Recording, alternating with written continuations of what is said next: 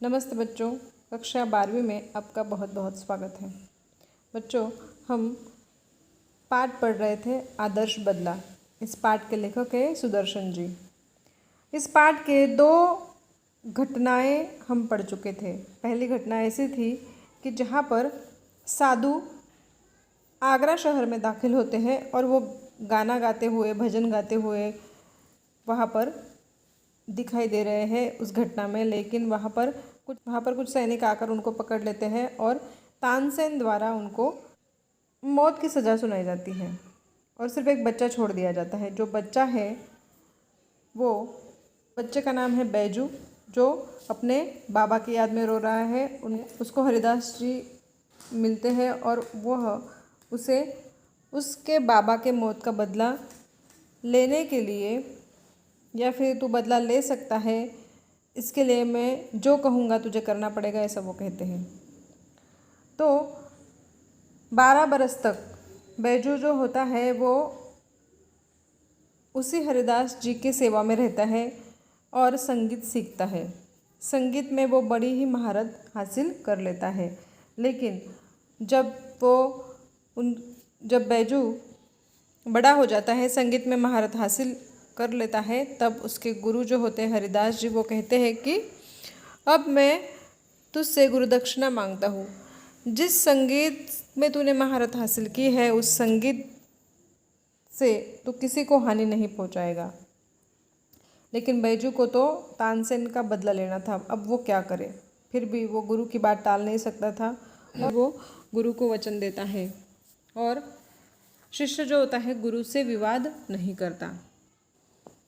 बैजू का लहू सूख गया, उसके पैर लड़खड़ाने लगे, सफलता के बाग परे भागते हुए दिखाई दिए। 12 वर्ष की तपस्या पर एक क्षण में पानी फिर गया। प्रतिहिंसा की छुरी हाथ आई तो गुरु ने प्रतिज्ञा लेकर कुंद कर दी। कुंद मैंने आपको बताया था, कुंद यानी कि जिसकी बिल्कुल भी कोई धार नहीं होती ऐसा शस्त्र। बैजू ने होठ काटे, दांत पीसे और रक्त का घूंट पीकर रहेगा। मगर गुरु था, शिष्य शिष्य था, शिष्य गुरु से विवाद नहीं करता।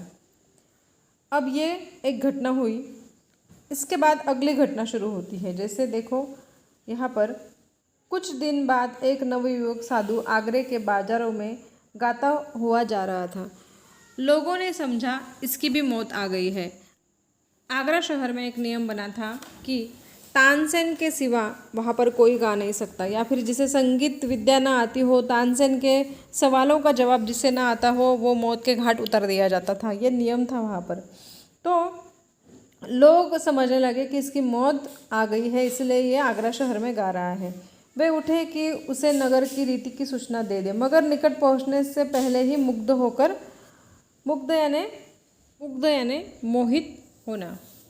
जैसे ही वो उसके निकट पहुँचे, वो उसके संगीत में खो गए, मुग्ध हो गए, वह मोहित हो गए। मुग्ध होकर अपने आप को भूल गए और किसी को साहस न हुआ कि उसे कुछ कह दे।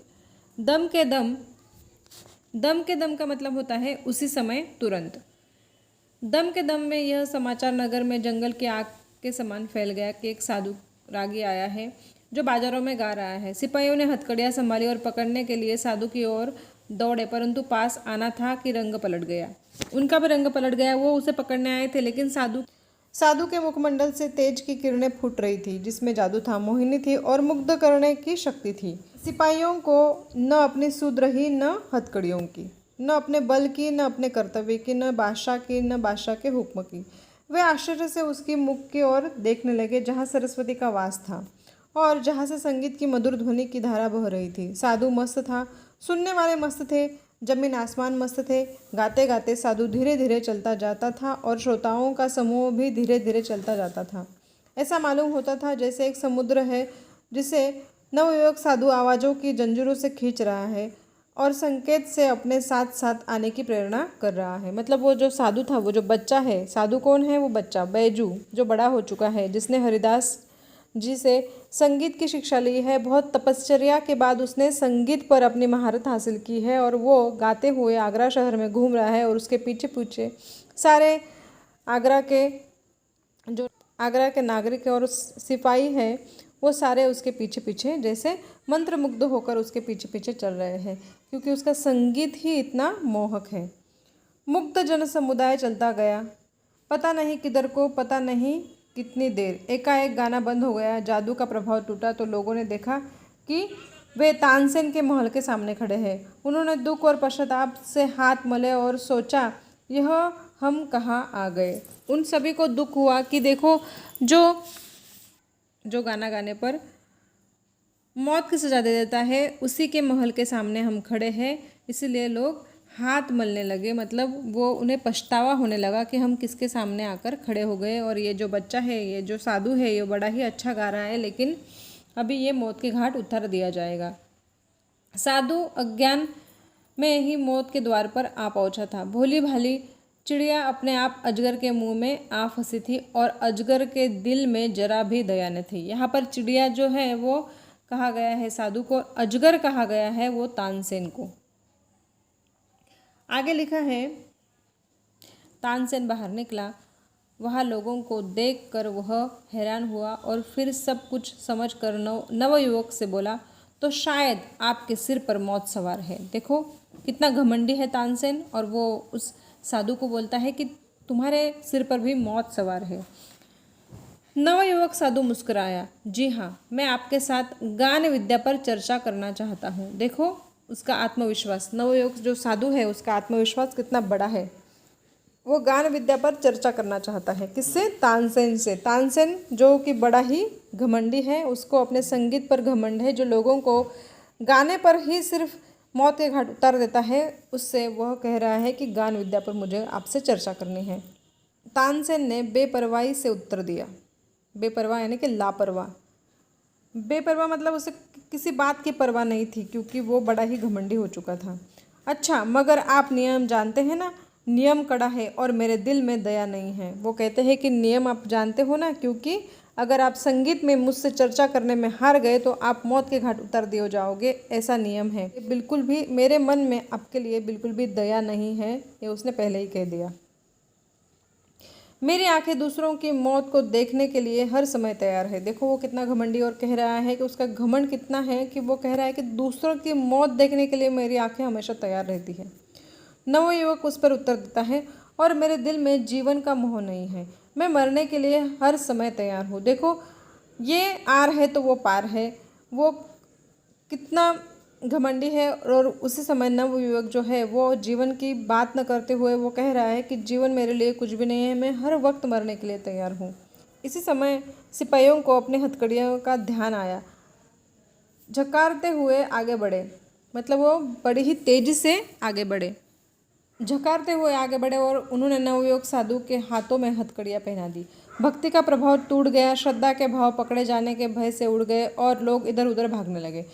सिपाही कोड़े बरसाने लगे और लोगों के तितर बितर हो जाने के बाद नवयुवक साधु को दरबार की ओर ले चले।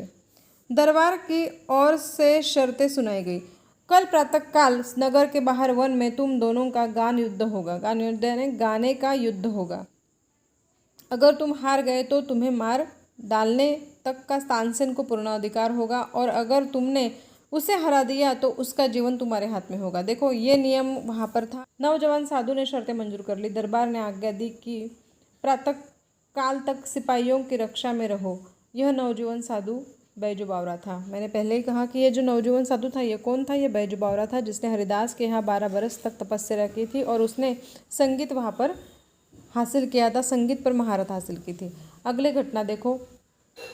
सूरज भगवान की पहली किरण ने आगरे के लोगों को आगरे से बाहर जाते देखा। साधु की प्रार्थना पर सर्वसाधारण को भी उससे जीवन और मृत्यु का तमाशा देखने की आज्ञा दे दी गई थी।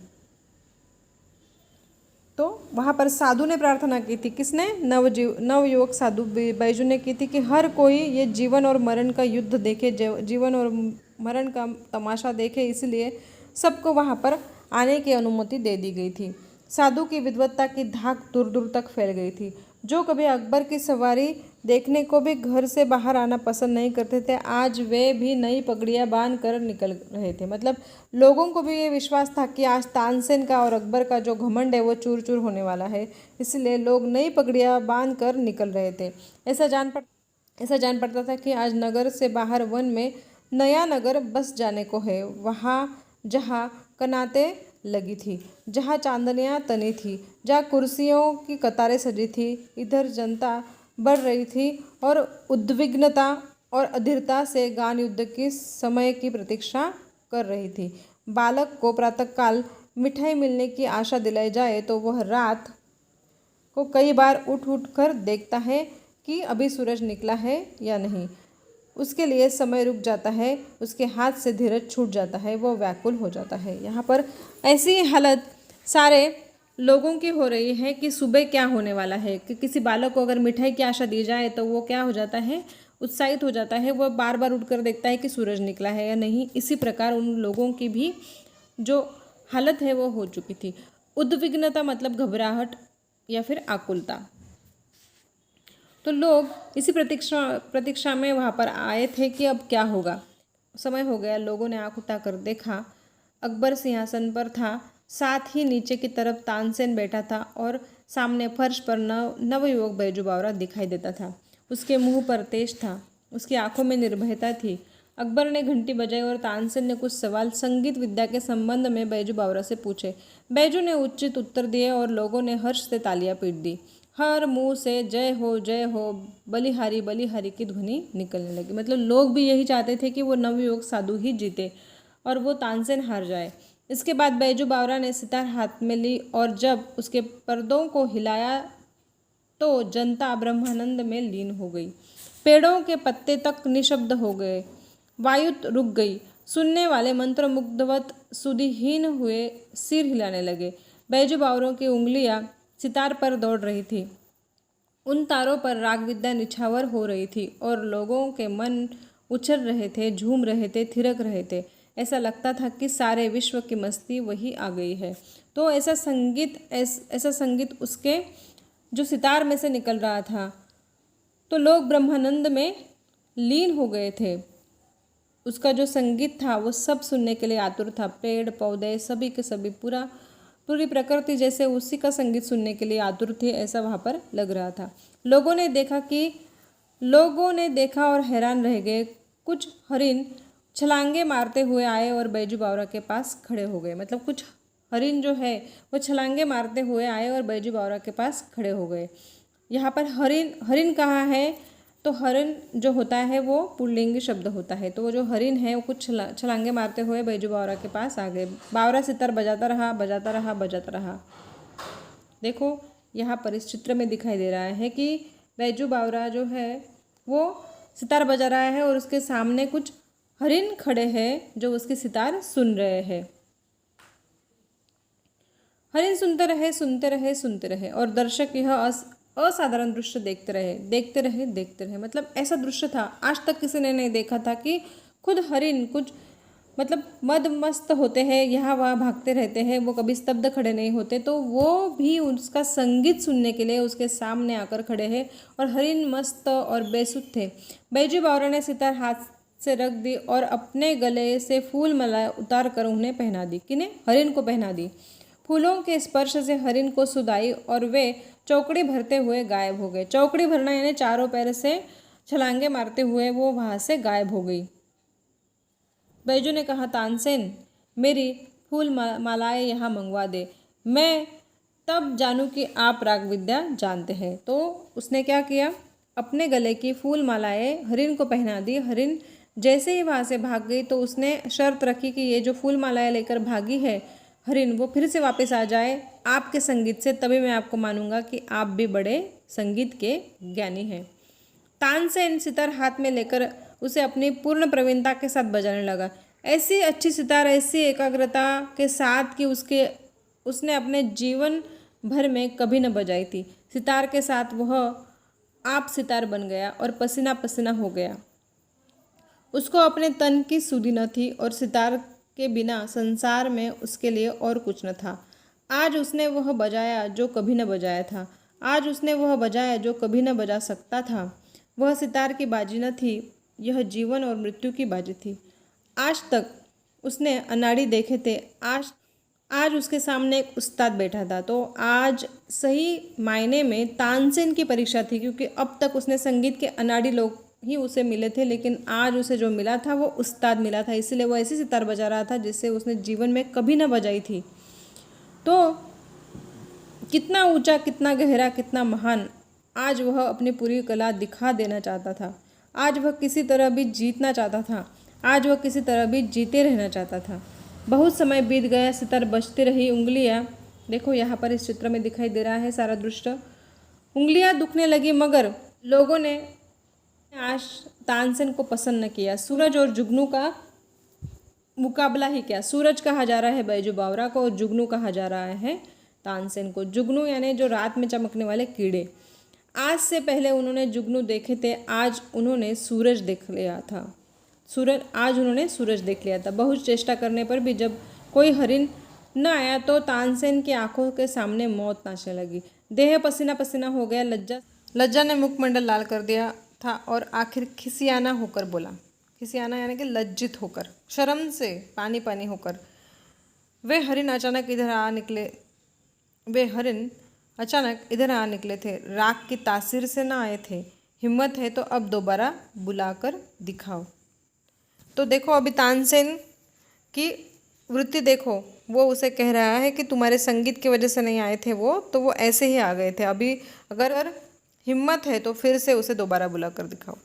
बैजू बावरा मुस्कुराया और धीरे से बोला, बहुत अच्छा, दोबारा बुलाकर दिखाता हूँ। यह कहकर उसने फिर सितार पकड़ ली। एक बार फिर संगीत लहरी वायुमंडल में लहराने लगी। फिर सुनने वाले संगीत सागर की तरंगों में डूबने लगे। हरिण बैजू बावरा के पास फिर आए। वे ही हरिण जिसकी गर्दन में फूल मालाएं पड़ी हुई थी और जो राग की सुरीली ध्वनि के जादू से बुलाए गए थे। बैजू बावरा ने मालाएं उतार ली और हरिण कूदते हुए जिधर से आए थे उधर को चले गए। अकबर का तानसेन के साथ अगाध प्रेम था। उसकी मृत्यु निकट देखी तो उसका कंठ भर आया, परंतु प्रतिज्ञा हो चुकी थी। वे विवश होकर उठे और संक्षेप में निर्णय सुना दिया। बैजू बावरा जीत गया, तानसेन हार गया। अब तानसेन की जान बैजू बावरा के हाथ में है। तानसेन कांपता हुआ उठा, कांपता हुआ आगे बढ़ा और कांपता हुआ बैजू बावरा के पाँव में गिर पड़ा। वह जिसने अपने जीवन में किसी पर दया न की थी, इस समय दया के लिए गिड़गिड़ा रहा था और कह रहा था, मेरे प्राण न लो। देखो अभी खुद के प्राण की बात आ गई तो कैसे वो गिड़गिड़ाने लगा, कैसे वो क्षमा मांगने लगा, कैसे वो अपने प्राणों की भीख मांग रहा है बैजू बावरा से। लेकिन हर किसी को वो मौत के घाट उतार देता था, तब वो किसी भी बात की ना सोचता था। बैजू बावरा ने कहा, मुझे तुम्हारे प्राण लेने की चाह नहीं। तुम इस निष्ठुर नियम को उड़वा दो कि जो कोई आगरे की सीमा के अंदर गाए उसे अगर तानसेन के जोड़ का न हो तो मरवा दिया जाए। अकबर ने अधीर होकर कहा, यह नियम अभी इसी क्षण से उड़ा दिया गया। तानसेन बैजू बावरा के चरणों में गिर गया और दीनता से कहने लगा, मैं यह उपकार जीवन भर न भूलूंगा। बैजू बावरा ने जवाब दिया, 12 बरस पहले की बात है, ने एक बच्चे की जान बख्शी थी। आज उस बच्चे ने आपकी जान बख्शी है। तानसेन हैरान होकर देखने लगा। फिर थोड़ी देर बाद उसने पुरानी एक भूली हुई, एक धुंधली सी बात याद आ गई कि उसे याद आ गया कि मैंने ही इसके बाबा को मारा था, उन साधुओं के मंडलियों को मौत के घाट उतारा था। देखो, लेकिन बैजू ने बदला लिया। लेकिन कैसे लिया? आदर्श बदला। और यही इस पाठ की सीख है कि बदले की भावना में, प्रतिशोध की भावना में हम जीते हैं तो हम अपना नुकसान करते हैं। लेकिन अगर यही बदला हम आदर्श तरीके से ले तो सामने वाले को बहुत बड़ा दंड भी मिलता है और वो बात भी समझ जाता है। तो बदला अगर लेना है तो इसी प्रकार आदर्श बदला लेना चाहिए। ठीक है बच्चों, यहाँ पर यह पाठ खत्म होता है। धन्यवाद।